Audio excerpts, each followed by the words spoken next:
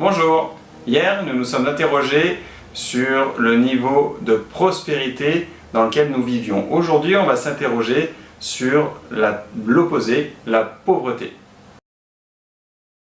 Encore une fois, on va parler de notions qui n'ont rien à voir avec le matériel. Parce qu'en fait, on peut, par exemple, posséder beaucoup de choses, mais si on passe notre temps à avoir peur de les perdre et à toujours essayer de les protéger et de se focaliser que sur nos biens, et bien justement il y a beaucoup de domaines dans lesquels nous serons pauvres parce qu'on va s'occuper que du matériel, on va laisser de côté plein de choses.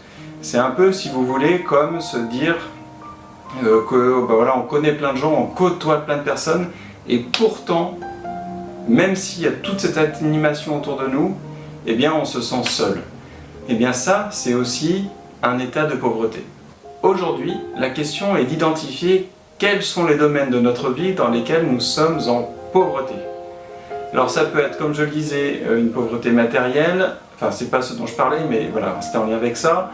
Ça peut être une pauvreté sociale, entre guillemets, avoir finalement peu de liens profonds ou véritables avec des gens que l'on côtoie régulièrement.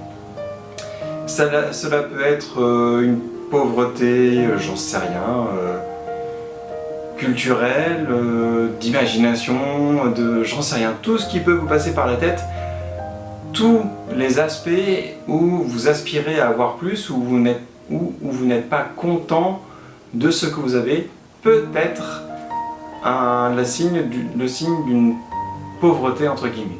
Voilà, donc aujourd'hui, le but est uniquement d'essayer de repérer quelles sont les sphères ou les parties de notre vie dans lesquelles nous nous sentons pauvres.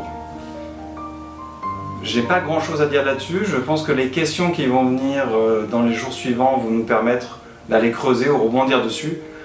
Là, j'arrive pas à anticiper quelle pourra être l'exploitation faite de ça. Nous verrons bien.